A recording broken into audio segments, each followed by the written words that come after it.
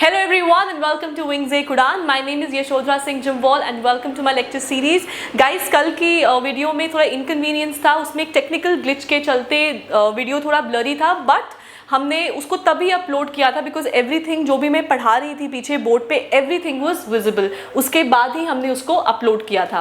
Fine, so let's get on to our lecture today. आज का lecture is on MCQs because as I said कि हम में से बहुत से स्टूडेंट्स ऐसे होंगे आप सब में से जो फर्स्ट टाइम शायद एग्जाम दे रहे हैं और एग्जाम में किस तरीके के क्वेश्चंस पूछे जाते हैं, इसलिए उनकी प्रैक्टिस करना है, it's important.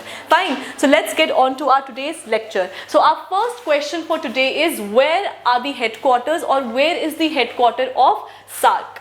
Now,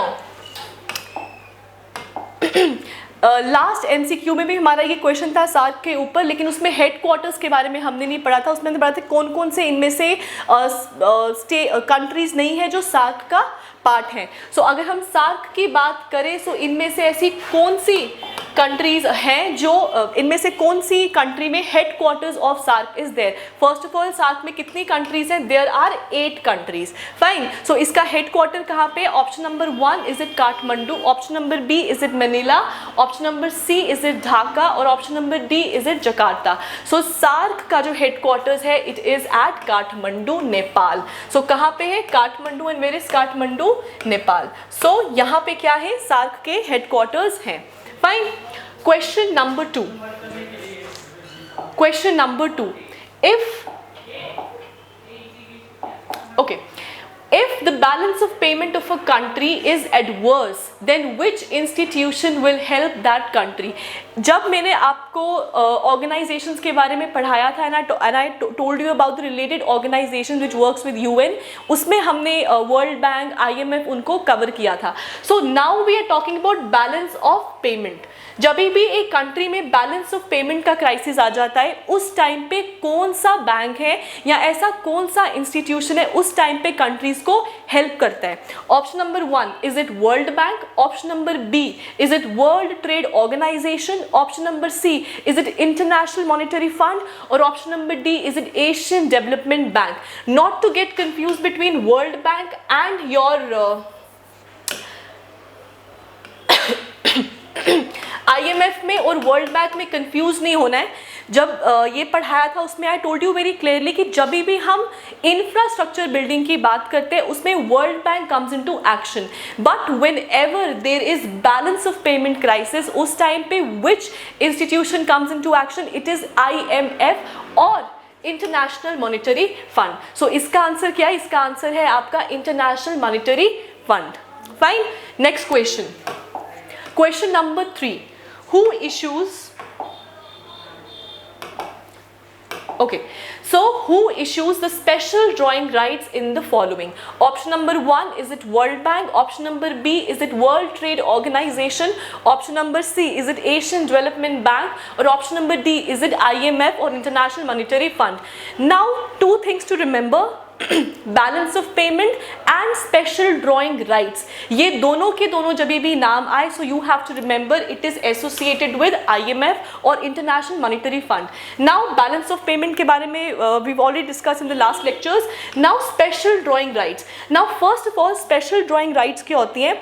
it's a type of currency. ये एक करेंसी का टाइप है, but is it a currency? No, it is not a currency. It is basically a claim on currency. तो आपको इतना याद रखना है, स्पेशल ड्रॉइंग राइट्स एक तरीके का करेंसी है जो IMF के द्वारा दी जाती है, but is it hard currency? No, it is not hard currency. और ये किसके द्वारा दी जाती है? It is given by International monetary Fund, not by World bank.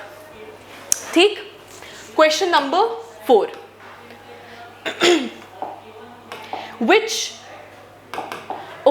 Which of the following are called Bretton Woods twins? This is an important point to remember. First of all, ये कब हुआ था? 1944 की ये बात है, जिस टाइम पे ब्रिटन वुड्स कॉन्फ्रेंस हुआ था और उस टाइम पे 2 चीज़ें बनी थी. अब जब वो 2 चीज़ें बनी थी इसलिए उनको हम ब्रिटन वुड ट्विंस कहते हैं। और वो दो चीजें कौन है? Option number 1 is it IMF and International Bank for Reconstruction and Development. Option number B, is it IMF and World Trade Organization? Option number C, is it International Bank for Reconstruction and Development and World Trade Organization? और option number D, is it none of the above? अगर आप search करेंगे तो आपको बहुत जगह दिखेगा IMF and World Bank are called as your Bretton Woods twins. तो आप यहाँ पे जल्दबाजी में none of the above mark करके नहीं आ जाना। क्यों? क्योंकि ये बात हो रही है 1944 की, और उस टाइम पे वर्ल्ड बैंक को हम क्या बुलाते थे? World bank was called as international bank for reconstruction and development. इसीलिए इस क्वेश्चन का answer becomes IMF and IBRD। So आप वर्ल्ड बैंक को खोजने लगेंगे और आप नन ऑफ द अबव करके आ जाएंगे जल्दी में, तो वो चीज गलत हो जाएगी। So the answer is option number A। Next question number 5। Okay. Which of the following statement is, key points to remember, not correct? तो इनमें से ऐसा कौन सा स्टेटमेंट है जो not correct है? First of all, IMF and IBRD have headquarters at Washington. बिल्कुल सही। IMF and IBR दोनों के हेडक्वार्टर्स का है वॉशिंगटन में है, तो पहला वाला तो सही हो गया। Number 2, both IMF and IBRD are the constituent organisations of United Nation Organisation. Yes, जब हमने World Bank and World Bank groups के बारे में पढ़ा था तब आई टोल्ड यू कि yes they are constituent organisations of United Nation. So right. Option number C, IBRD is also called as World Bank। ये ऊपर भी बताया कि इसको हम वर्ल्ड बैंक भी कहते हैं। सो option number C is also correct। Option number D, India's vote share in the International Monetary Fund is 10%। Wrong। तो ये क्या है? ये ऑप्शन हमारा सही हो गया। क्यों? क्योंकि इन सब में से सिर्फ यही ऑप्शन है जो गलत है, क्योंकि इंडिया का वोटिंग शेयर कितना है? It is 12%। So it is not 10%, it is 12%। Fine. Next, question number 6. Voting rights in the IMF are determined on the basis of. Now हर जगह हम लोग पढ़ते हैं। Okay, let's get on to the options first. Option number 1, is it one country, one vote? Option number B, it depends on the size of the economy. Option number C, proportion to contribution given by each country. And option number D, proportion to quota allotted to countries from time to time.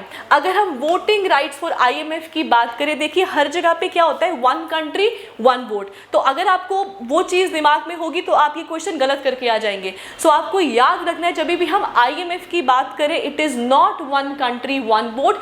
It the basis on which voting जिस तरीके से होती है, it depends upon the size of the economy. तो इसका answer क्या है? The answer is size of the economy.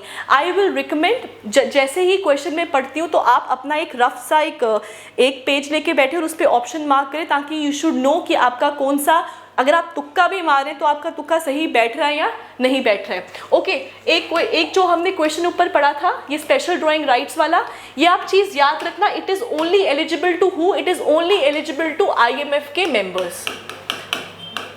तो जो भी IMF के मेंबर्स हैं सिर्फ उनको ही स्पेशल ड्राइंग राइट्स दी जाती है। ठीक, और किस पे डिपेंड करती है आपकी वोटिंग? वोटिंग डिपेंड करती है on the size of the economy. So इसका आंसर क्या है? The answer is size of the economy. Okay, so answer is size of the economy. Next, the working language of UNESCO, where are the headquarters? The headquarters are at France. Now उसका working language कौन सा है? United Nations की कितनी working languages है? 6 है। और जो League of Nations थी उसकी 2 official languages थी, working languages थी। Similarly, working languages of UNESCO वो कौन कौन सी हैं? Option number 1, is it only French? Option number 2, is it only English? Option number C, is it both English and French? And option number D, is it English, French and Russian? So अगर हम UNESCO की बात करें, उसकी working language is English and French.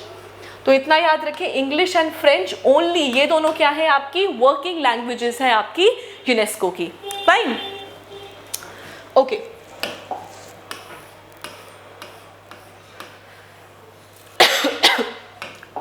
Okay, So next question is the headquarters of International Committee of Red Cross are at option number 1 is it Geneva, option number B is it Paris, option number C is it Rome और option number D is it Stockholm. So आपको याद रखना है red cross का headquarters कहाँ पे है, इसका हेडक्वार्टर्स है at Geneva Switzerland. So question number 8 का आंसर क्या हो गया, option number 1 that is Geneva. अगर आपको नहीं भी आता होगा ना, अगर आप एक वाइल्ड गेस भी लेंगे तो अगर आपने जेनेवा मार्क किया, क्योंकि एक बहुत एजुकेटेडली अगर हम ले तो हम जेनेवा को मार्क कर देते हैं, सो आपका ये यहाँ पे तुक सही बैठ जाएगा.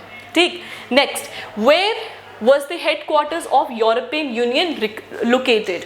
Option number 1 is it Brussels, option number B is it Paris, option number C is it London और option number D is it Rome. So अगर हम European Union की बात करें, the headquarters are at Brussels. ठीक है. सो आप ये याद रखना, यूरोपियन यूनियन बहुत इंपॉर्टेंट टॉपिक है. मेरी एक वीडियो पूरी की पूरी यूरोपियन यूनियन के ऊपर है, ब्रेक्जिट के ऊपर है. यूरोपियन यूनियन पढ़ना ज़रूरी है क्योंकि हाल ही में फाइनली जो ब्रेक्जिट हैज टेकन प्लेस, जो 3-4 साल से न्यूज़ में था. सो यूरोपियन यूनियन उस हिसाब से बिकम्स वेरी इंपॉर्टेंट. और यूरोपियन यूनियन का वे वो the headquarters are at Brussels. Fine. Question number 10, which among okay which among the following is the latest to join United Nation? इनमें से कौन सी ऐसी कंट्री है जो लेटेस्ट मेंबर बनी है यूनाइटेड नेशंस की? Option number 1 is it Sudan, option number B is it South Sudan, option number C is it Ethiopia और option number D is it Palestine. So आपको पहले तो याद रखना है कितने मेंबर्स हैं, 193 मेंबर्स हैं. सो at present United Nation has 193 members, and which country was the 193rd member? It is South Sudan. So 2011 में जब सूडान टूट के सूडान और साउथ सूडान बन गया, उसके बाद south Sudan was the latest or the last member to join United Nations. Now एक चीज इसमें याद रखना, इसमें एक कंट्री का नाम है दैट इज पैलेस्टीन. तो आपको याद रखना है पैलेस्टीन और साथ में एक और कंट्री है जो नॉन मेंबर्स है यूनाइटेड नेशंस के, but they have an observer status. तो दो ऐसी countries which are not members, जो नॉन मेंबर्स है but still they enjoy the observer status. तो वो कौन सी है? एक तो आपका पैलेस्टीन है और दूसरी है आपका वेटिकन. सो दूसरी कौन सी है? It is Vatican. सो ये दो नाम इंपॉर्टेंट है आपके लिए, Palestine and Vatican. They are non members of United Nation but they are the observer states to United Nations. ठीक. Next,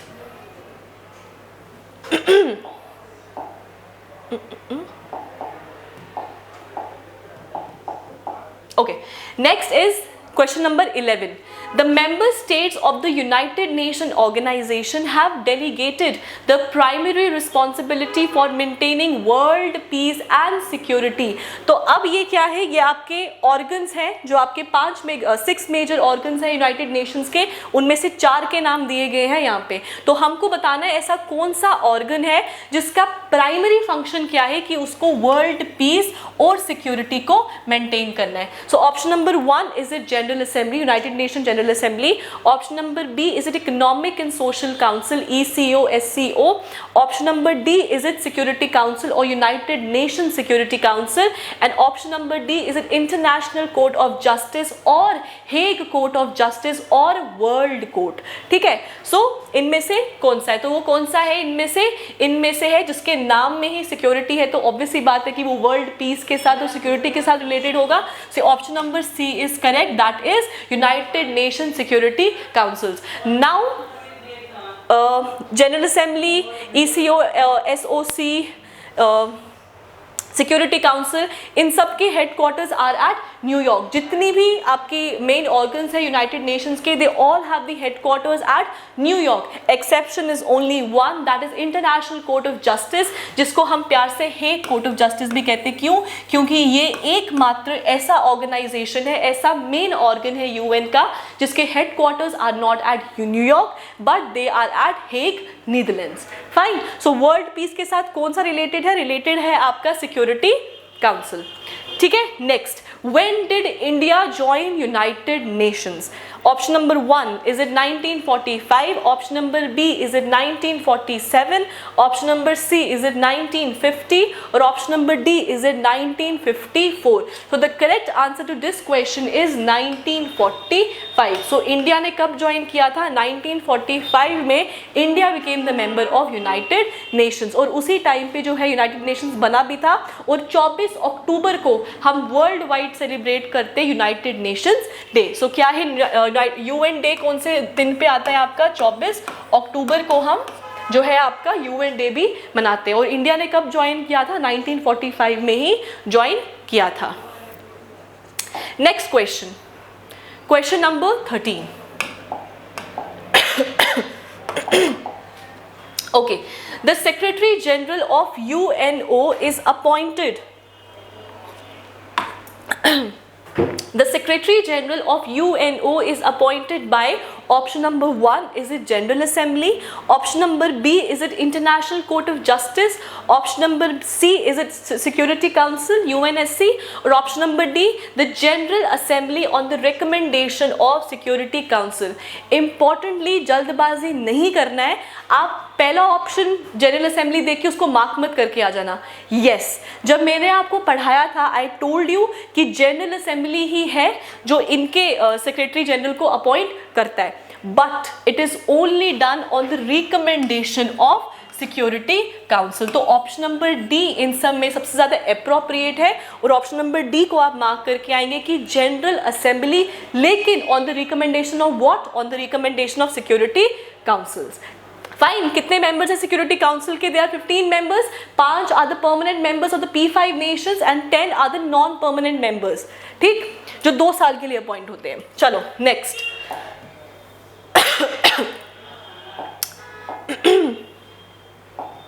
Next is, okay, so this is question number 14. Okay, so match list 1 and select the option. Okay, हमको match करना है list 1 को list 2 के साथ, और फिर बताना है कि इनमें से कौन सा ऑप्शन इज करेक्ट। ओके, तो यहाँ पे क्या दिए? आपको बॉडीज के नाम दिए, और यहाँ पे आपको हेडक्वार्टर्स के नाम दिए। Number 1, international court of justice Hague, कहाँ पे दिया गया है? 4th ऑप्शन, तो 1 के आगे आप 4 लगा दो। फूड एंड एग्रीकल्चर ऑर्गेनाइजर, अभी भी कुछ भी फूड रिलेटेड ऑर्गेनाइजेशन होगा तो first name to come in to mind is Rome, तो रोम कौन से नंबर पे? दूसरे पे, तो बी के आगे 2 लगा दो। यूनेस्को कब से बोलती आ रही हूँ, where are the headquarters? The headquarters are at Paris, तो यहाँ पे आ गया आपका 5। WHO, where are the headquarters? Geneva, हमने लास्ट स्लाइड में इसको कवर किया था, so it is number 1। So क्या आ गया? A4, B2, 5, C5 and D1। A2, B3 no, A1 no. Okay, so A2 ये रहा, A4, B2, C5 and D1। So option number D is correct. तो जल्दबाजी नहीं करनी है, आराम से देख के इसको मार्क करके आना है। आप देखोगे इधर A4 दिया हुआ है, A4 किसी में दिया है, और ठीक है, तो 5 का कोई भी आप देखोगे कि सही वाला है, तो जैसे 2C है तो इसको मार्क करके आप आ जाओगे, तो ऐसे नहीं करना है, आराम से देख कर ही मार्क करना है, ठीक है। Next, okay, which among the following has a non-member observer status? तो जैसे मैंने पीछे बताया था आपको, पीछे वाले क्वेश्चन में करवा दिया था कि ऐसी 2 कंट्रीज हैं जो नॉन मेंबर्स हैं, बट वो क्या स्टेटस एंजॉय करती है? वो एंजॉय करती है आपका observer status. So option number B, is it Palestine? Option number A, is it Palestine? Option number B, is it UAE? Option number C, is it North Korea? और option number D, is it Nicaragua? So the correct answer to this question is Palestine. So आपको याद रखना है, अगर Palestine नहीं दिया होता तो यहाँ पे वैटिकन दिया होता, ठीक है। तो 2 है आपके, पैलेस्टीन एंड वैटिकन। अगर आपको पैलेस्टीन वैटिकन भी दिया होगा तो आपको ऑप्शन नंबर बोथ मार्क करके आना उसमें, ठीक है। So question number 16, last question for today. Which among the following is the current permanent representative of India to UN? Okay, so option number 1, is it T.S. Trimurti? Option number B, is it Soumya Swaminathan? Option number C, is it Dalveer Bhandari? और option number D, is it Shri Indra Mani Pandey?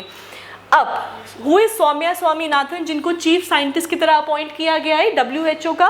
So Soumya Swaminathan, is it the permanent representative और ambassador to UN? No, she is not. She has been designated as the chief scientist of WHO. तो इसमें ये तो बाहर हो गए. Number 2, okay, इसको later on Dalveer Bhandari. इनका पूरा नाम है justice Dalvir Bhandari and he is not related to as permanent ambassador to UN, लेकिन ये एज अ जज of international court of justice. So who is he is justice Dalvir Bhandari और ये एक जज है to International court of Justice. तो ये परमानेंट रिप्रेजेंटेटिव ऑफ इंडिया नहीं है UN को. इसका सही आंसर है आपका TS त्रिमूर्ति. तो आपको याद रखना है कि TS त्रिमूर्ति क्या है, प्रेजेंटली या current permanent representative of India to UN है. नाउ इधर करंट दिया गया था इसीलिए हमने TS त्रिमूर्ति को मार्क किया. अगर करंट की जगह दिया होता नेक्स्ट, क्या दिया होता, नेक्स्ट दिया होता, तो इसका आंसर बन जाता श्री इंद्रमणि पांडे. सो आपको याद रखना है कि नेक्स्ट परमानेंट रिप्रेजेंटेटिव और ambassador to UN it is going to be Shri Indramani Pandey. But is he the current? No, he is not the current. वो कौन है? Currently it is TS Trimurti and the next who is going to be appointed it is Shri Indramani Pandey. Fine. So इसमें हमने कुछ आपके static portion का चीज़ें cover की हैं और साथ ही में आपके कुछ करंट के टॉपिक्स भी हमने कवर किए हैं. Thank you so much guys. In the next lecture stay tune for the next lecture और वो भी बहुत जल्दी आएगा. Thank you and have a nice day.